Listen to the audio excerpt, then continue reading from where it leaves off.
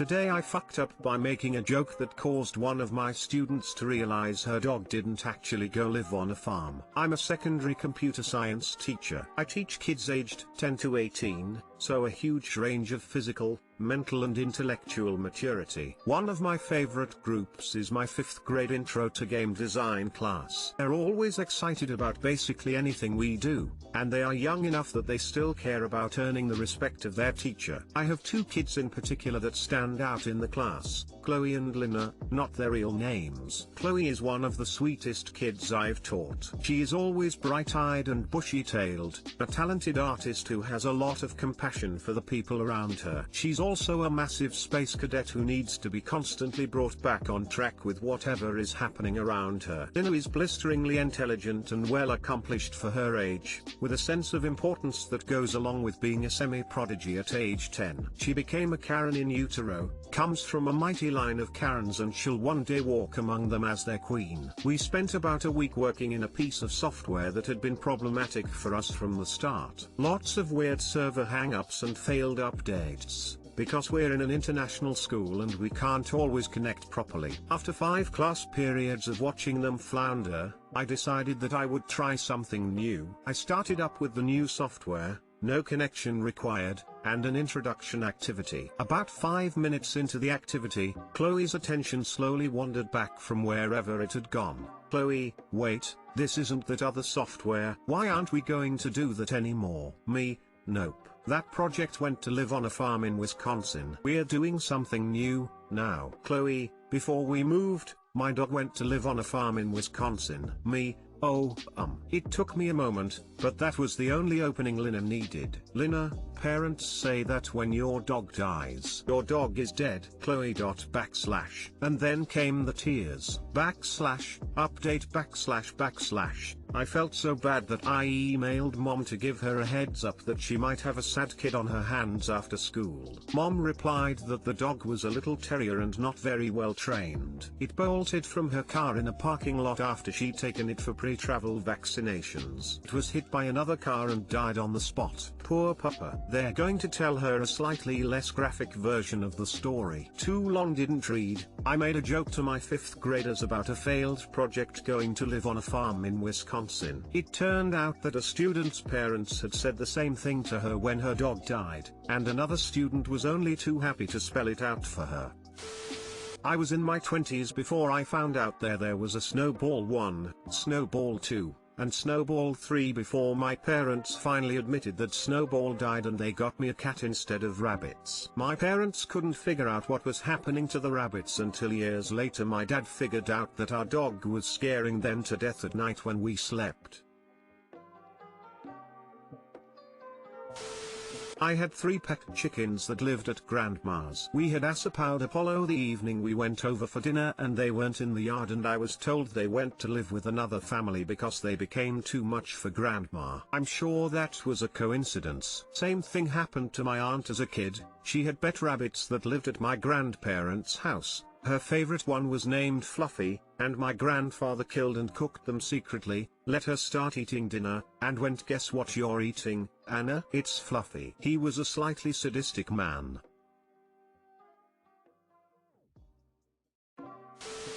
Goddamn Lina, what a savage Lamau. Your dog is dead, Chloe. You can just feel that emphasis on her name. Ouch. Could you imagine if her dog really did go to a farm in Wisconsin though? Weird story. When I was about 10, my grandparents moved to a different state. They told my siblings and me Queenie, their dog, went to live at a farm. Well into my teen years I asked my grandma to clarify. Point blank asked her if they put the dog down. She got offended and told me the dog went to live with some friends from their church. It was awkward. When I was in 2nd grade, our librarian's example of fiction was Santa Claus. Don't feel bad. I feel bad for laughing, but I'm just imagining the faces of 30 kids being crushed at once. I mean, the librarian probably could have played it off since there are so many fictional stories written about real people all the time, but it does not sound like that happened, lol. Today I fucked up by causing my wife to publicly vomit on herself and an unsuspecting waiter, due to my ignorance of healthy restaurants. This happened to me yesterday and I promised my wife I wouldn't post about it, but I'm pretty sure I have to. Plus, I didn't promise I wouldn't post on a second account. So, quick background info. My wife has a very minor gastrointestinal issue that basically results in her having occasional, brief episodes, 2 or 3 days at a time, of feeling particularly nauseous and having a heightened gag reflex. It's usually no big deal, she'll just stick to soft, plain foods or liquids, anything else will trigger the gag reflex or is too hard to swallow, and then it passes, and all is right with the world. However, the past 2 days she seemed to be having an unusually bad bout. She was heating up soups and stews and then eating only a few bites before giving up, and I started to get worried about her not consuming enough. So, being the wonderful husband that I am, I decided to take her out to lunch at the place. Her favorite place. The place that I hate. A super hip, super vegan wonderland, full of kale and quinoa and more yoga pants than you can shake. A cruelty-free, organic, free-range steak at. Please understand, I feel very uncomfortable at this restaurant. Neither of us are vegan and we don't usually eat healthy, me especially, but my wife is absolutely in love with their soups. They make them really spicy, and zesty, and flavorful. In fact, I'm fairly certain they must be performing some kind of vegan black magic voodoo dance around each bowl before serving it, because it's like nothing you've ever tasted. The point is, I knew she'd absolutely finish the entire dish. Something easy to swallow that would keep her nutrition up, so it was worth it even though we're still not comfortable eating out during this virus. We go and sit down, masks still on, and the waiter struts over with his chipper attitude and his "I just ate a salad" glow. In all seriousness though, he was a great guy. He takes my wife's order first. Everything on the menu here has a cutesy name, like Tuscan Sunset Soup or Blow Your Socks Off Barbecue. Clearly I don't remember the exact names, but you get the gist. It's that kind of place. Wife is all set, and he turns to ask what I'll be having. I'd seen something new on the menu that actually looked pretty good, so I went ahead and ordered the vegan girlfriend burger. He tilts his head slightly, hesitates for half a second, but then,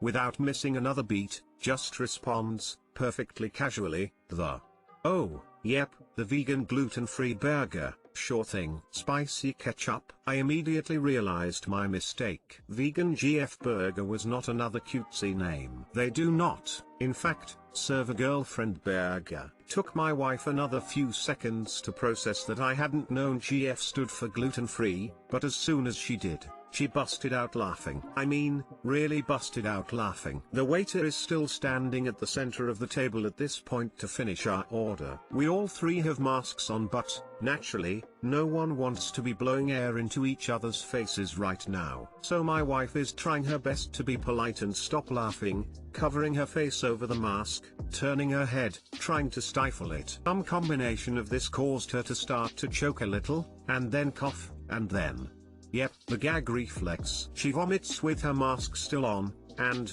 of course, immediately rips it off, but not fast enough to avoid having some still contained in her mouth and on her face. Most of it went down her shirt. When the mask came off, either the vomit backwash or the sheer horror of the situation caused her to immediately projectile vomit again, this time all over the table and onto the ground as she turned her head. And, I'm sorry, but I just have to remind you at this point that she had been consuming a mainly liquid diet. So, yeah.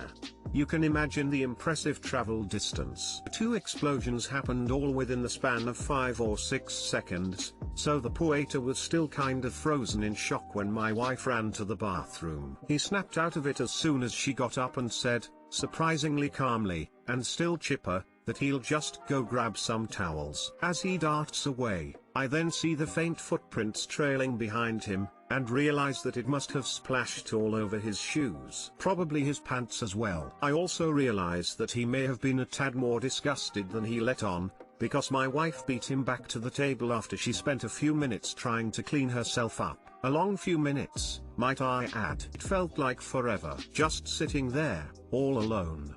People staring. Soaking wet table, soaking wet floor, filthy puke mask strewn over the empty chair in front of me. You know, just basking in the destruction brought on by my own stupidity. Basking in the stench. Obviously, when my wife returned, she instructed me to get in the car immediately. We went home before the waiter came back, and I never did get to try my girlfriend burger. / edited to clear things up for the people who are mad. 1. What kind of monsters do you hang out with? Of course I would make it right by the waiter. It didn't even occur to me that I would need to mention that. I couldn't leave a tip at the time because it's a cashless restaurant, has been even since before the pandemic, and obviously I didn't anticipate this happening, so I wasn't carrying cash. I called and spoke to the manager as soon as we got home. He wasn't on location, but I described the guy and the time we were there, and what I was 99% sure I remembered his name being. He knew immediately exactly who it was. He's getting back to me with that waiter's particular hours so that I can come back, by myself, during his next shift. And yes, give him the biggest tip of my life. I even asked the manager if shoes were part of the uniform. He said no, because I'm going to replace them. Again, I'm baffled that this even needed to be said. 2. This is a small local business that does not offer takeout or delivery. They have their vibe thing going on and they want you to come sit down. They're even offering discounts right now to get people in. If I didn't make it clear,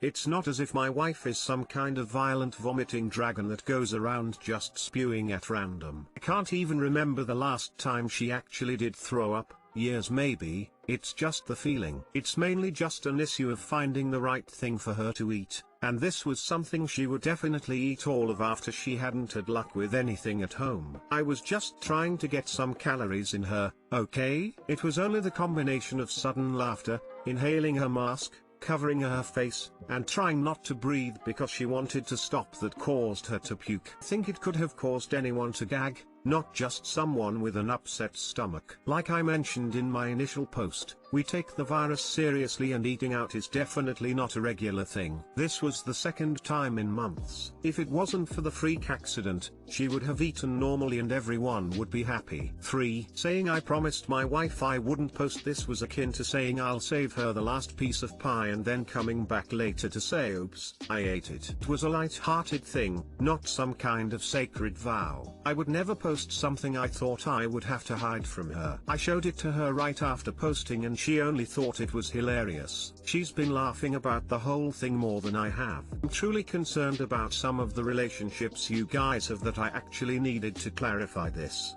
4. Nothing but admiration here for healthy eaters. I was only trying to paint the picture that this is not my usual watering hole. Just a little sarcasm, guys. I love that restaurant and I love you vegans. Please don't cast your spells on me. Too long didn't read, / tried to help my wife with her nausea by treating her to a healthy meal, unusual for us. Saw vegan GF burger on the menu, ordered a vegan girlfriend burger on accident. Laughing at my stupidity caused her to gag and puke on both herself and the waiter.